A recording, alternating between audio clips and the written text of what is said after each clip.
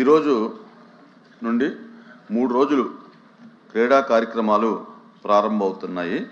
సభ్యులందరూ ఉత్సాహంగా పాల్గొనాలి. ఈరోజు మధ్యాహ్నం 3 గంటలకు ఇందిరాగాంధీ ఇండోర్ స్టేడియంలో ప్రారంభోత్సవం ఉంటుంది. సభ్యులందరూ తప్పకుండా హాజరు కావాలని మనవి. అలాగే రేపు ఎల్లుండి కూడా అన్ని క్రీడా కార్యక్రమాల్లో ఉత్సాహంగా పాల్గొనాలని సభ్యులకి మనవి చేస్తున్నాను. Now question hour.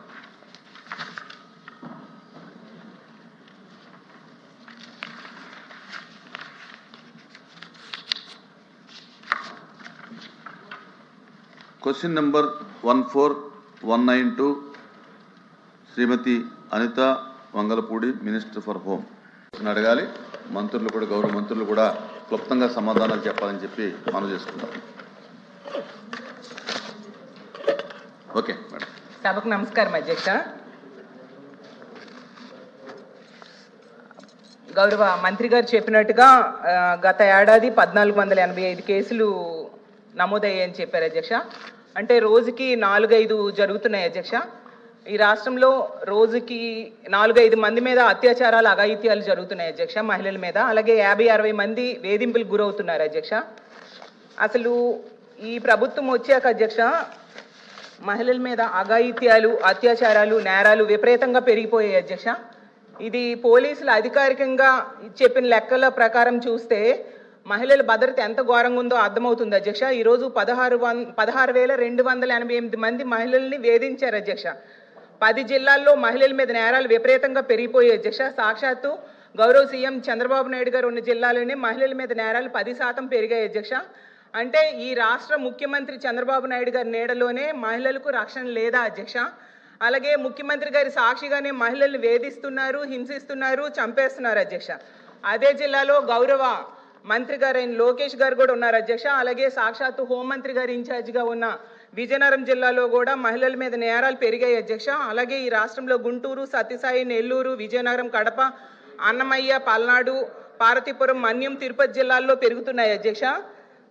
మహిళలను వేధించే వాళ్ళను, పిల్లలను అత్యాచారం చేసే వాళ్ళకు అస్సలు భయం లేకుండా పోయింది అధ్యక్ష. నిజం చెప్పాలంటే వీటిలో ముఖ్యంగా అత్యధిక కారణం గంజాయి, డ్రగ్స్, వీటి మత్తులో చేస్తున్నారు అధ్యక్ష. మన హోంమంత్రి గారు అయితే ఏకంగా గంజాయి లేదని చెప్పేశారు అధ్యక్ష. కానీ ఈ సభ జరుగుతున్న టైంలోనే మొన్న మదనపల్లిలో చూసాం అధ్యక్ష. గంజాయి, మద్యం మత్తులో 7 ఏళ్ల బాలికను అత్యాచారం చేసి హత్య చేసేసి తన ఇంట్లో డ్రమ్లో పడేశాడు అధ్యక్ష. ఒక క్రూర మొగం అలాంటి వెధవల చేశాడు అధ్యక్ష. అలాంటి అయితే ఎంత దారుణంగా రాష్ట్రంలో గంజాయి, డ్రగ్స్, కల్తీ మద్యం ఏరులై పారుతుందంటే దానికి కూడా లెక్కలు చెప్తాను అధ్యక్ష. ఈ NDPS కేసెస్ చూస్తే షాక్ అయిపోతాం అధ్యక్ష. దాన్ని బట్టి అర్థమవుతుంది ఎంత దారుణంగా ఈ రాష్ట్రంలో పెరుగుతున్నాయి అనేది. శ్రీకాకుళం జిల్లాలో ఏకంగా 213% గ్రోత్ ఉంది అధ్యక్ష.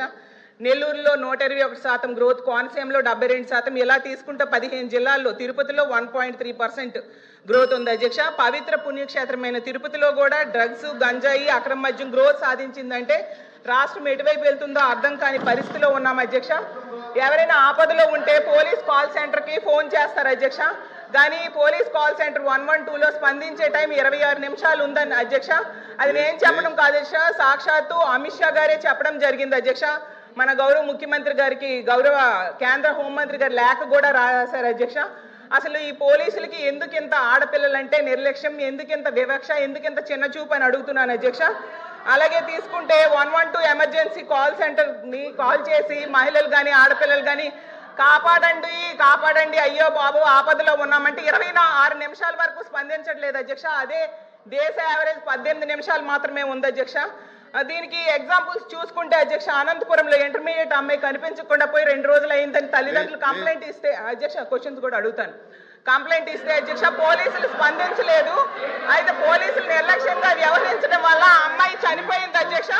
అలాగే యలమంచిల కాన్స్టిట్యున్సీలో రాంబెల్లిలో అధ్యక్ష ఒక అమ్మాయి ఏమో ఒకడు జైలు నుంచి బెయిల్ మీద వచ్చి వేధిస్తేనే అధ్యక్ష ఆమె కంప్లైంట్ ఇచ్చినా పోలీసులు పట్టించుకోకపోవడం వల్ల అధ్యక్ష ఆ అమ్మాయికి ఇంటికి వచ్చి బ్రేక్ఫాస్ట్ చంపేశాడు అధ్యక్ష. పక్క కాన్స్టిట్యున్సీ హోంమంత్రి గారు కనీసం కుటుంబానికి పరామర్శ చేయడానికి, ధైర్యం చెప్పడానికి వెళ్ళని పరిస్థితి మనం చూసాం అధ్యక్ష.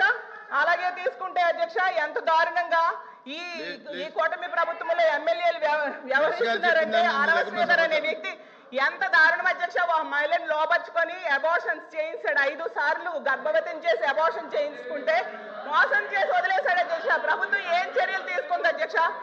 సాక్షాత్తు సీఎం గారికి, డిప్యూటీ సీఎం గారికి, అలాగే ఎస్పీకి పోలీసులు కంప్లైంట్ ఇస్తే ఎవరు పట్టించుకోలేదు అధ్యక్ష. కానీ ఆవిడ మీడియా ముందుకు వచ్చి ఎన్హెచ్ఆర్సీ ఫిర్యాదు చేస్తే మేడం ప్లీజ్ ప్లీజ్ ప్లీజ్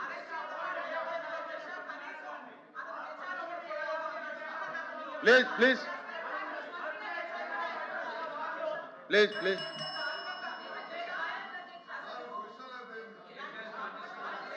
అమ్మా కళ్యాణ్ గారు మీరు వినిపించుకోవాలి.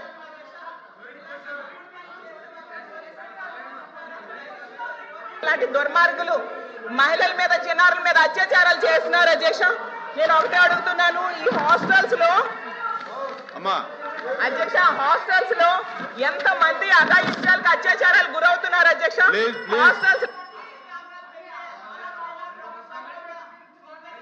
ఏమ్మా నా కళ్యాణ్ గారు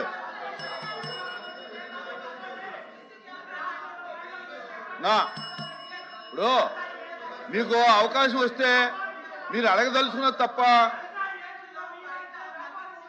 విపరీతంగా దొరుకుతున్నాయి అధ్యక్ష. మత్తు పదార్థాలు వీటి నివారణకి ఏం చర్యలు ప్రభుత్వం తీసుకుందో చెప్పాలి అధ్యక్ష.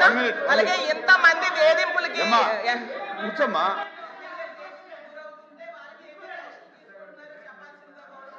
Please please please please please please please please కూర్చో.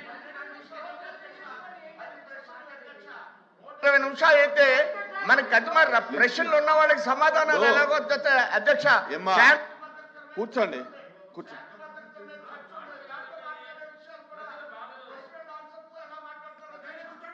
ప్లీజ్ ఇప్పుడు అమ్మా ఇనమ్మా కూర్చోమ్మా కూర్చో. ఇప్పుడు అలా కాదు, ఇప్పుడు ఇది క్వశ్చన్ ఎవరు, మీరు క్వశ్చన్ వేశారు, మంత్రి గారు సమాధానం చెప్పారు. దాని మీద మీకు ఉన్నటువంటి డౌట్ ఏంటో లేకపోతే ఇంకా అదనపు సమాచారం ఏం కావాలో మీరు మాట్లాడొచ్చు. కానీ మొత్తం ఇప్పుడు షార్ట్ డిస్కషన్ ఉంది, లా అండ్ ఆర్డర్ ఉంది, దాని మీద మీరు మాట్లాడండి అన్ని విషయాలు. మొత్తం మీరు మాట్లాడుకున్న అన్ని విషయాలు కూడా ఇక్కడ క్వశ్చన్ అవర్లోనే మాట్లాడాలనుకోవటం, చెబుతుంటే కూడా మీరు కంట్రోల్ ఉండకపోవటం కాంట్రవర్సీ అవుతుందమ్మా. వినాలి మీరు. మీరు దయచేసి మీరేమో మాట్లాడినట్లేదు, లేకపోతే మాకు అవకాశం ఇవ్వట్లేదు అంటారు. అవకాశం ఇస్తేనేమో ఈ రకమైనటువంటి కంట్రోల్ ఏంటి ప్రసంగాలు చేస్తే ఎలాగా? కూర్చోండి కూర్చోండి కూర్చోండి. నేను లేచాను అధ్యక్ష. ఆవిడ మాట్లాడుతున్నప్పుడు మీరు ఎంతసేపు టైం ఇచ్చారో నేనైతే అబ్జర్వ్ చేయగా సారీ ఇచ్చిన దాంట్లో ఒక నిమిషం ప్లీజ్ ప్లీజ్ ప్లీజ్ ప్లీజ్